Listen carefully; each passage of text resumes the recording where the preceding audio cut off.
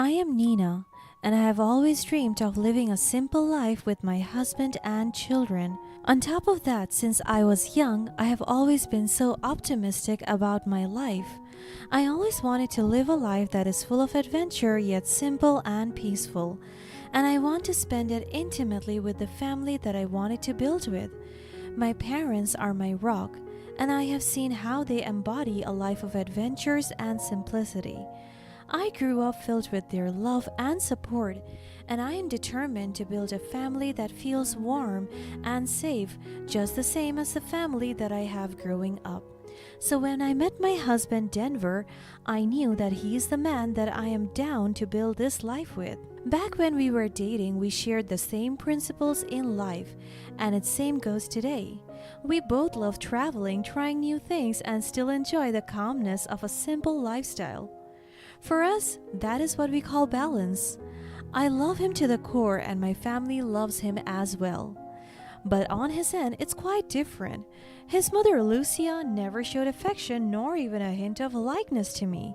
She often talks to me with no respect, as if she would just straight up say to my face, "I don't like you for my son," and it does feel that way. Her actions towards me are terrible. She made me feel uncomfortable during their family gatherings and even refused to address me by my name and only called me "that girl." It hurts because I'm trying my best for her to like me, but no matter how hard I try, she still hates me. I would often hear her talk bad about me to their relatives whenever my husband, who was my boyfriend at that time, would invite me to their family gatherings, which happens often. I heard her gossiping about me with Denver's aunt in the kitchen. I was about to fetch some fresh fruits in the pantry when I decided to eavesdrop. "She's so grim. Whenever she was at our house, the atmosphere would go dark immediately. She has that bad vibes that annoy me, that make me want to smack her face out. I mean, just look at her. What a dull woman." My heart felt a sudden sting. It pains me so badly as I listen to the way she describes me. "Oh, don't say that. She's a sweet child." Denver's mother laughed so hard, mocking his aunt. "Are you joking?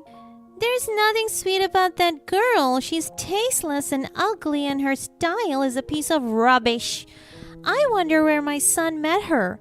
At first I thought of her as poor and living on the brink of poverty." Denver's aunt heaved a sigh. "I don't know what you are talking about, but I don't see her that way." "Well, I only want what's best for my son, and that girl will only bring him to tragedy. I prefer my high school best friend's daughter more. That lady has more class than that dumb-looking whore named Nina." I could feel my tears falling and my heart numbing in pain. I heard footsteps coming, and it was Denver's aunt coming out. So I quickly hid in the bathroom before she saw me. I have always been so good to Lucia. I never disrespected her, even though she always does that to me. Because I know that she is Denver's mother, and out of my love for her son, I would still choose to respect her. That conversation got imprinted in my head. It tormented me for how many years, and it stemmed out my insecurities and heartaches. I never told Denver about it because I don't want to cause any trauma. Nevertheless, his mother's disapproval of me didn't stop us from continuing our relationship. Denver and I were engaged, and his mother has nothing to do about it. And after months of preparation, we got married.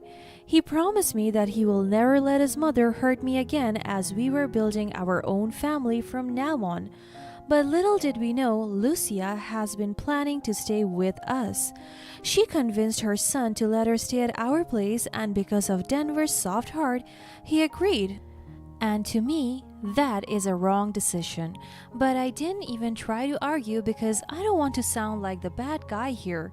So I compromised and welcomed her to our humble abode.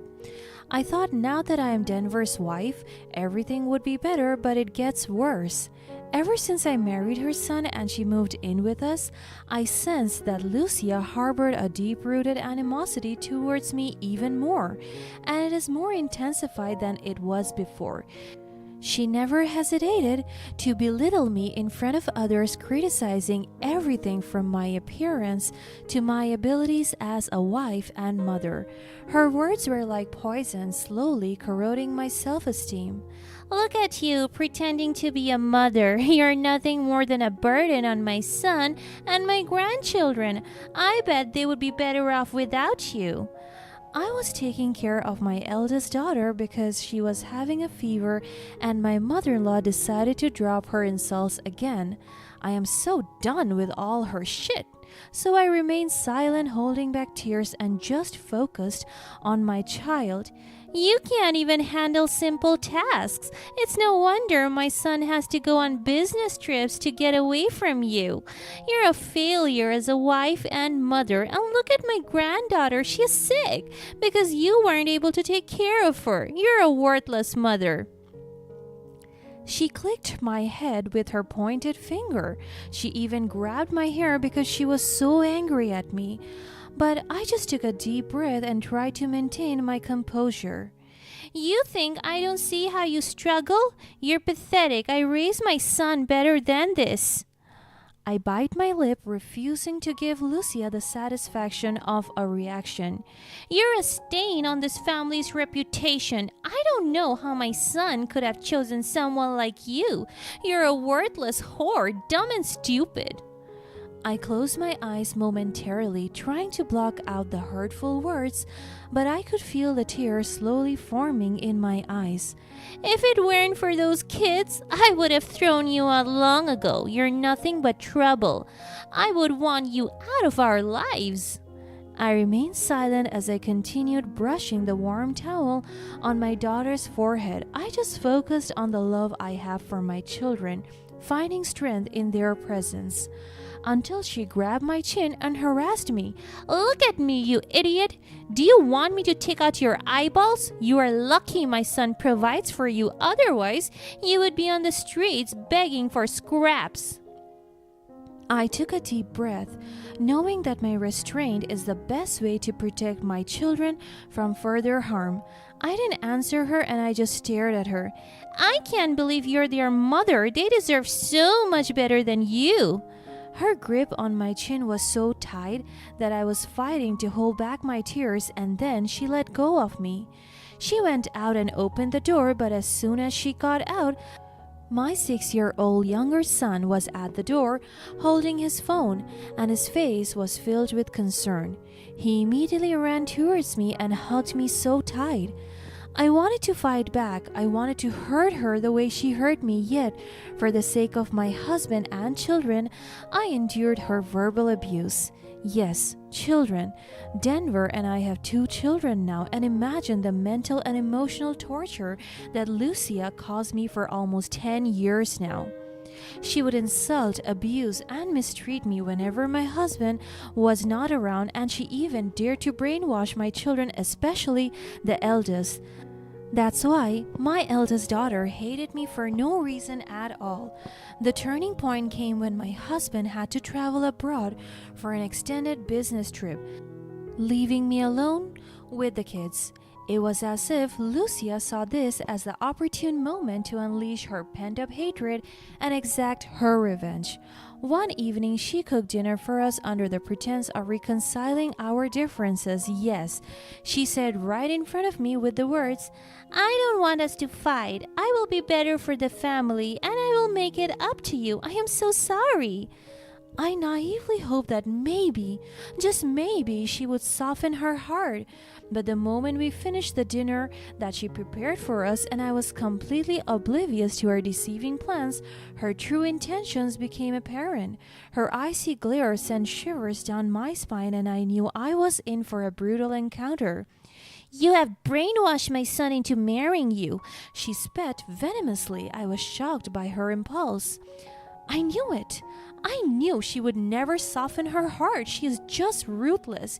"You're a disgrace, a worthless addition to this family."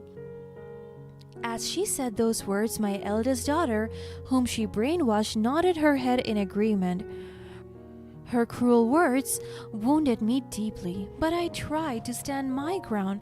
I didn't want to show her how much she hurt me, but my efforts were in vain. Please, Lucia, enough with this. She just laughed at me and rolled her eyes. Why? Because it is true? You're nothing but a speck of dirt in our lives. Your children hate you, and my son will never come back for you. You're a loser clinging to life. That is not true. Our family is stronger than you ever think. I don't know why you hate me so much. All I ever did was to do everything just to please you, but you never liked me. I am so tired of all your disrespectful words and mistreatments. Within moments after I said those words, she erupted in rage, hurling insults at me until she finally screamed, "Get out of my house! You don't deserve to be here! You're worthless and dirty!" She straight came to me and grabbed my arm by force. Her grip was so tight that I could feel my arm stinging in pain. She even grabbed my hair and dragged me to the front door. In tears, I pleaded with her, begging her to reconsider, but she was relentless.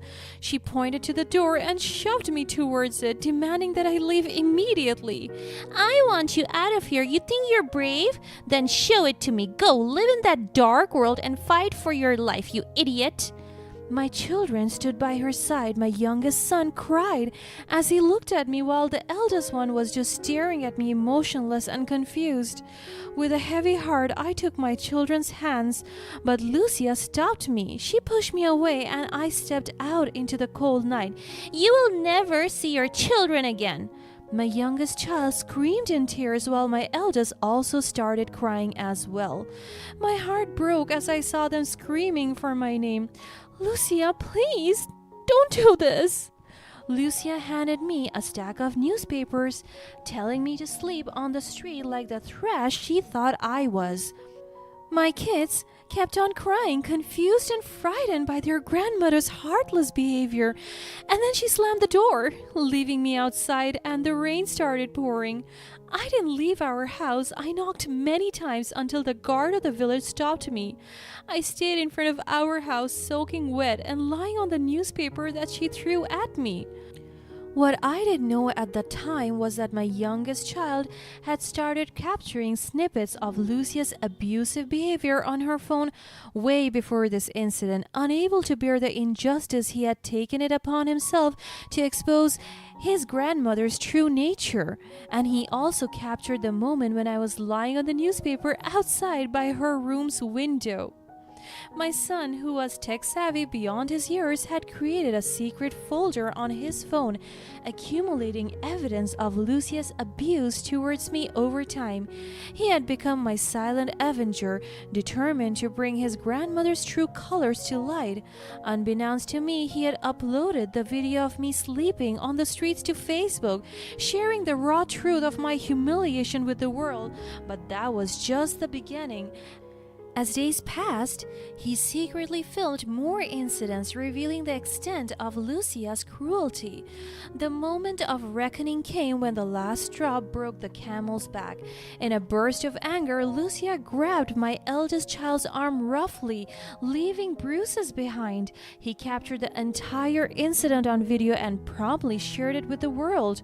Within hours, the internet exploded with outrage. People from all walks of life, celebrities, activists, and even politicians voiced their support for me and my children.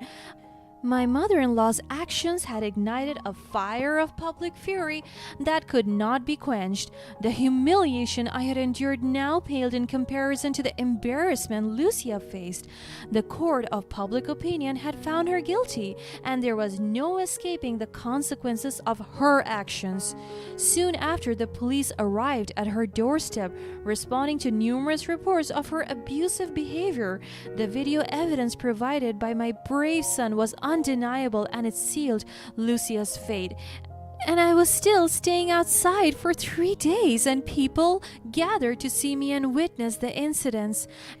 As reporters swarmed around the house, Capturing Lucia's hysterics on camera, I couldn't help but feel a sense of poetic justice. The tables had turned, and the woman who had tried to destroy me was now the one exposed for her true nature. Her arrest marked the beginning of my family's healing process. We were no longer under the shadow of her hatred, and my children slowly started to rediscover their love for me as they saw me standing up for our well-being. The revenge I had sought was not to humiliate or embarrass my mother-in-law, but the truth of her actions did that for me. Her downfall was the consequences of her own venomous choices, and though I could never forget the pain she had caused me, I chose to move forward, focusing on rebuilding our lives with love and support. My mother-in-law's cruelty had inadvertently united my family and brought us closer to a world of empathy and understanding. We emerged stronger from this ordeal, no longer shackled by her hatred, but free to embrace the love and kindness that had been waiting for us all along. In the aftermath of Lucia's arrest, our lives slowly began to transform for the better. With the toxic influence of my mother-in-law removed from our lives, my children and I found solace in the support of friends, neighbors, and even strangers who had rallied behind us during the ordeal. The overwhelming sense of community and compassion helped us heal wounds that had been festering for far too long. As the legal proceedings continued, the evidence against Lucia piled up, revealing a pattern of abuse and cruelty that shocked even those who had known her for years. It became evident that her hatred extended far beyond just me. She had been mistreating her own family for years, leaving a trail of emotional scars in her wake. The court proceedings exposed Lucia's true character to the world, and her reputation crumbled before her very eyes. People who had once admired her now saw her for the monster she was. The humiliation she faced was more profound than anything she had ever inflicted upon me. Throughout the trial, I kept my focus on nurturing my children's emotional well-being. The scars of their grandmother's abuse would take time to heal, but with therapy and unconditional love, they began to regain their sense of security and self-worth. Emma, my brave little adventurer, became my source of inspiration. Her strength and resilience showed me the power of a child's love and the courage it takes to stand up against justice. Despite everything, I chose to maintain empathy rather than sink to Lucia's level. As her life spiraled out of control, I couldn't find it in my heart to take pleasure in her downfall. Instead, I wished for her to realize the consequences of her actions and hopefully seek redemption and change. In the months that followed, Lucia's trial concluded with a conviction, and she faced the penalties for her abusive behavior. She was mandated to undergo counseling and attend anger management classes. Additionally, a restraining order was put in place to protect my children and me from any further harm. Throughout the legal process, I emphasized to my children the importance of forgiveness, not for Lucia's sake, but for their peace of mind. I wanted them to understand that carrying the burden of hatred and resentment would only weigh them down. Instead, we focused on moving forward and building a life based on love, respect, and kindness. As we rebuilt our lives, I immersed myself in advocacy work for victims of abuse. I was determined to turn our painful experience into a catalyst for positive change. By sharing our story, we hope to raise awareness about the hidden epidemic of domestic abuse and inspire others to break free from the chains of cruelty. The support we received during our darkest hours continued to pour in, but I was especially moved by the compassionate actions of a newspaper company and its staff. Not only had they come to my rescue when I was sleeping on the streets, but they also reached out to support our advocacy work. They offered me a platform to share our story, to bring hope to those who were suffering, and to raise awareness about the importance of breaking the cycle of abuse. Together, we formed a powerful alliance that fought against the darkness of abuse and cruelty. Our message resonated with countless people, and the movement gained momentum, leading to positive changes in the way society addressed such issues. In time, our family found healing, not just from the wounds inflicted by Lucia, but from the scars of our past. Our journey had been one of resilience, redemption, and above all, love. Through the darkest moments of my life, I discovered the strength within myself, the unwavering support of my children, and the indomitable power of unity. Today, as we stand together, our hearts are filled with gratitude for the outpouring of love and kindness we received from people who saw us not as victims, but as survivors. Our story serves as a beacon of hope from those trapped in the clutches of abuse, and a testament to the transformative power of forgiveness and compassion. In the end, our revenge was not a cruel act of humiliation, but a story to triumph over adversity and a birth of a new chapter in our lives. We emerged from the darkness stronger and more united, ready to embrace the beauty of life and the joy that comes from building a future filled with love and empathy.